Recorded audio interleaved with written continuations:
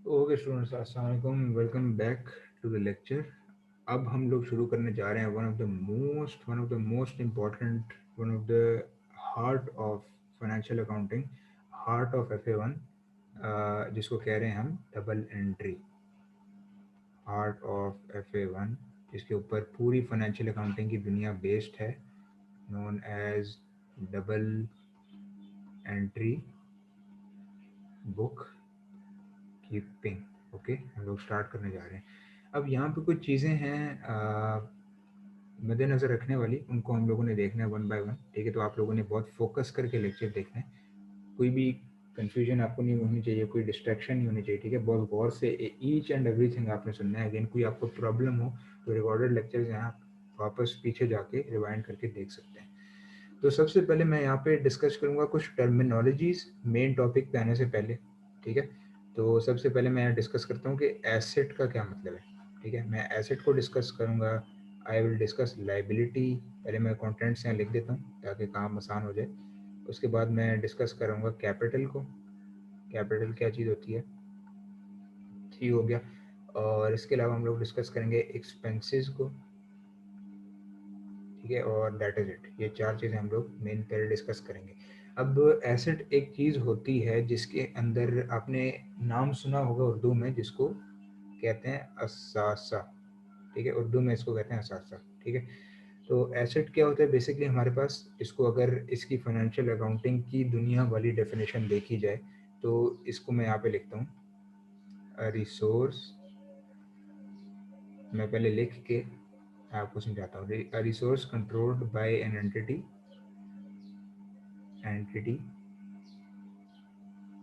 Sorry spelling है थोड़ी गलत होगी, entity and deriving economic benefits from it during its life. Useful life हम लोग कहते हैं। ठीक हो गया। अब इसकी डेफिनेशन समझते हैं कि एसेट की क्या डेफिनेशन है। एक रिसोर्स होता है जो कि कंट्रोल किसे, एंटिटी इसको कंट्रोल करिए, फुल कंट्रोल में। ठीक है, किसी और का नहीं, हमारा है, हमारी कंपनी का। ठीक है, और इससे क्या हो रहा है बेसिकली, इकोनॉमिक बेनिफिट्स जनरेट हो रहे हैं। अब इकोनॉमिक बेनिफिट्स का क्या मतलब है, इकोनॉमिक बेनिफिट्स मीन्स मनी। ठीक हो गया, ड्यूरिंग इट्स यूजफुल लाइफ। अब इसकी एक यूजफुल लाइफ होगी, आप उसको एक वैल्यू करेंगे उसकी लाइफ को। फॉर एग्जांपल एक मशीन है आपके पास, मशीन इसकी एग्जांपल है, कार इसकी एग्जांपल है, बिल्डिंग इसकी एग्जांपल है। मशीन्स, कार, बिल्डिंग्स सब लॉन्ग टर्म चीज़ें होती है, राइट। और ये सारी चीज़ें क्या होती हैं, आपको इकोनॉमिक बेनिफिट्स जनरेट करके दे रही होती हैं। अब एक फर्नीचर कंपनी है फॉर एग्जांपल, वो डिफरेंट मशीन्स यूज़ करिए फर्नीचर बनाने के लिए, उनको पॉलिश करने के लिए। ठीक है, फॉर एग्जांपल उसकी मशीन की लाइफ है 5 years। ठीक है, तो ये होती है हमारी यूजफुल लाइफ। इस पे हम आगे एक कॉन्सेप्ट डिस्कस करेंगे जिसका नाम है डेप्रीसिएशन। ठीक है, to be discussed in future. अब आते हैं लाइबिलिटी पे। लाइबिलिटी होती है basically a present obligation. Liability हम कहते हैं उधार को। ठीक है, उधार को लाइबिलिटी कहते हैं। ठीक है, तो इसकी जो अकाउंटिंग की दुनिया में हमारी डेफिनेशन है तो वो मैं यहाँ पे लिख देता हूँ, अपने गौर से देखनी है। अ present obligation arising from past events, okay, और which will lead to which will lead to economic benefits being outflow। ठीक है, ये इसकी बेस्ट डेफिनेशन है लाइबिलिटी की। तो इसके अंदर क्या है हमारे पास कि ये एक हमारी प्रेजेंट ऑब्लिगेशन है। ठीक है, अराइजिंग फ्रॉम पास्ट इवेंट। इसका क्या मतलब है कि आपने फॉर एग्जांपल किसी से उधार लिया होगा पास्ट में, तभी ऑब्लिगेशन बनी है ना।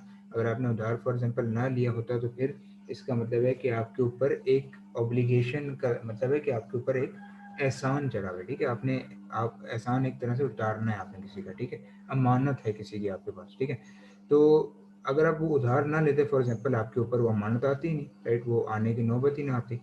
और which will lead to outflow of economic benefits, ठीक है, बीइंग आउटफ्लो या आउटफ्लो ऑफ एक ही बात है कि मतलब कि इकोनॉमिक बेनिफिट्स पैसा जिसकी वजह से जाएगा, आपको किसी न किसी वक्त जो है अपनी ज़िंदगी में उसको पे ऑफ करना होगा, राइट, इसको कहते हैं लायबिलिटी। सही हो गया। आई होप आप लोगों को डेफिनेशन समझ आ रही होगी। अब देखते हैं हम लोग कैपिटल। ओके, अब हम लोग देख रहे हैं कैपिटल की डेफिनेशन, ठीक है। तो कैपिटल होता है, इसकी सिंपल सी डेफिनेशन है, any amount invested into the business, ठीक है। तो कैपिटल को बेसिकली क्या कहते हैं, इन्वेस्टमेंट कहते हैं। जो ओनर जो है इन्वेस्ट करता है ना पैसे, उसको हम लोग कहते हैं कैपिटल। के बिजनेस के अंदर, सॉरी, इन्वेस्टमेंट, जो कि बिजनेस के अंदर कितने पैसे लगे हुए हैं उसको कहते हैं कैपिटल। सही हो गया। अब इनकी ट्रीटमेंट हम इंशाल्लाह भी देख रहे होंगे थोड़ी देर के अंदर। एक्सपेंसेस जो हैं उनको हम कहते हैं खर्चे, ठीक है। जो भी आपके खर्चे होते हैं उनको कहते हैं एक्सपेंसेस, ठीक है। तो ये तो आपको पता है, इसकी एग्जांपल कोई देने की ज़रूरत नहीं है। तो एक्सपेंसेस होते हैं any transaction being occurred to pay for daily expenses, ठीक है। और इससे क्या होगा, इकोनॉमिक बेनिफिट्स क्या होंगे, आउटफ्लो होंगे, ठीक है, क्योंकि एक्सपेंस है, खर्चा है, परचेज हो जाती है। इसके अंदर डिफरेंट एग्जांपल है। आप जो चीज़ें परचेज करते हैं, आप जो चीज़ें कुछ रिपेयर कराते हैं ऑफिस के अंदर, ठीक है, तो ये सारी चीज़ें जो हैं, जो बिल होता है इलेक्ट्रिसिटी बिल, राइट, ये सारे क्या होते हैं आपके पास होते हैं एक्सपेंसेस, ठीक है। तो ये हमारी डेफिनेशन सारी होगी चार की। इनको एक दो बार फिर से रिवाइज करें। अब हम नेक्स्ट पे चलते हैं, जो कि हमारा है डिस्कस करना कि टी अकाउंट्स का मैं आप लोगों को इंट्रोडक्शन देने जा रहा हूँ, ठीक है। टी अकाउंट, लेकिन उससे पहले हमें एक चीज़ समझने की ज़रूरत है, which is basically books of prime entry, ठीक है। अब इसका क्या मतलब है कि अब देखें, मैं यहाँ पे ना ट्रांजैक्शन की एक वो लिख देता हूँ। होता क्या है कि जैसी ट्रांजैक्शन एक होती है, फॉर एग्जांपल आपने कपड़े परचेज किए, ठीक है, आपने क्लोथ्स परचेज किए किसी से, मैं एक बेसिक से एग्जांपल दे रहा हूँ। सबसे पहला स्टेप क्या होगा, बिजनेस के पॉइंट ऑफ व्यू से आप उसको बुक्स ऑफ प्राइम एंट्री में रिकॉर्ड करेंगे, जो कि मैं अभी in just a short while आपसे डिस्कस करने वाला हूँ कि ये क्या क्या है, ठीक है।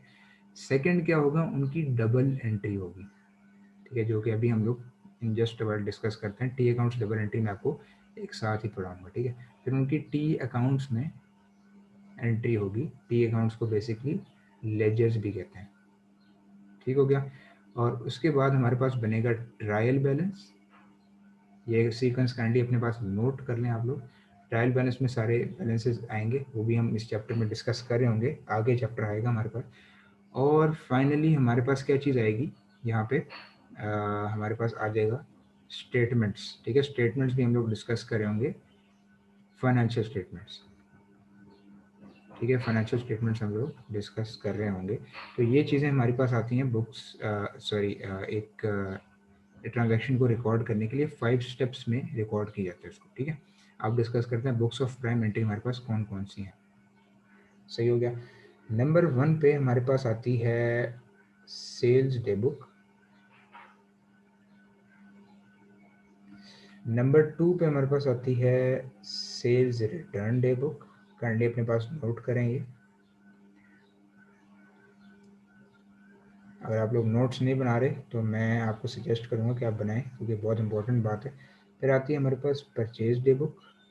टोटल हमारे पास 6 हैं। परचेज डे बुक हो गया। उसके बाद हमारे पास आती है परचेज रिटर्न डे बुक, ठीक है। तो परचेज होगी, purchase return, sales and sales return, ठीक हो गया। उसके बाद हमारे पास आती है एक पेटी कैश बुक। पेटी कैश आप लोगों को याद है, मैंने आपको बताया था, small expenses, right. And finally हमारे पास आता है कैश बुक, ठीक है। सॉरी, 7 है इसके अंदर, और 7th जो है वो है जर्नल, ठीक है। ये हमारे पास सारी हैं बुक्स ऑफ प्राइम एंट्री, अपने पास नोट करें, इनको हम डिस्कस करते हैं। सेल्स डे बुक में क्या आएगा, ओनली सिर्फ और सिर्फ क्रेडिट सेल्स, और अगेन सेल्स रिटर्न में क्या आएगा, इनके जो रिटर्न्स हुए होंगे, सिंपल। ठीक है, यहाँ सिर्फ क्रेडिट सेल्स आनी है, यहाँ पे कैश नहीं आनी। ठीक है, आपने एक चीज़ नोट करनी है, सही है। परचेज डे बुक में क्या आएगा, ऑब्वियसली क्रेडिट परचेजेस। ठीक है, जो कि मैं आप लोगों को समझा चुका हूँ लेक्चर नंबर 1-2 में, कि क्रेडिट और कैश के दरमियान क्या डिफरेंस है। क्रेडिट वो होते हैं जो आप उधार पे परचेज करते हैं, आपको पेमेंट अभी मिलती या पे नहीं करनी होती, कुछ अरसा बाद आपको पे करनी होती है, लेकिन गुड्स आपको मिल जाते हैं। ऑब्वियसली परचेज रिटर्न में क्या होता है, इन्हीं की रिटर्न्स रिकॉर्ड होती हैं। ओके हो गया। पेटी कैश बुक में ऑब्वियसली जो स्मॉल एक्सपेंसेस मैंने आपको डिस्कस किए थे, उनकी सारी एंट्रीज हो रही होती हैं, किसके थ्रू, पेटी कैश वाउचर के थ्रू, जो मैंने आपको बताया, जो हर एक्सपेंस पे हम लोग फाड़ते हैं। ओके, कैश बुक में सारी जो कैश एंट्रीज आ रही होती हैं। ठीक है, कोई कैश, अब जो कैश सेल और कैश परचेज है ना, वो यहाँ पे आती है। ठीक है, cash cell and cash purchase हमारे पास आती है कहाँ पे, कैश बुक में। ओके ओके, सही हो गया। अब जर्नल में क्या चीज़ें आती हैं, all those items not listed in 1 to 6। ठीक है, जो ऊपर यहाँ पे देखिए, ना सेल्स रिटर्न, ना सेल्स, ना परचेज, ना परचेज रिटर्न, ना पेटी कैश, ना कैश, उसमें जो चीज़ें नहीं आएंगी वो कहेंगी जर्नल में। अब इसकी बेस्ट डेफिनेशन है, कोई नॉन करंट एसेट आपने परचेज किया है, मशीन परचेज की है, ठीक है, उसको रीवैल्यू की है, ये हम चीज़ें आगे डिस्कस कर रहे होंगे। ठीक है, तो यही समझना अभी काफ़ी है कि जो चीज़ें हमने ऊपर 1 to 6 में लिस्ट डाउन नहीं की, वो हम यहाँ पे लिखते हैं। ओके, तो ये हमारी डिस्कशन थी about books of prime entry. तो अब हम नेक्स्ट पार्ट में इंशाल्लाह देखेंगे कि टी अकाउंट्स हमारे क्या होते हैं और उनको कैसे अकाउंट फॉर किया जाता है। ठीक हो गया।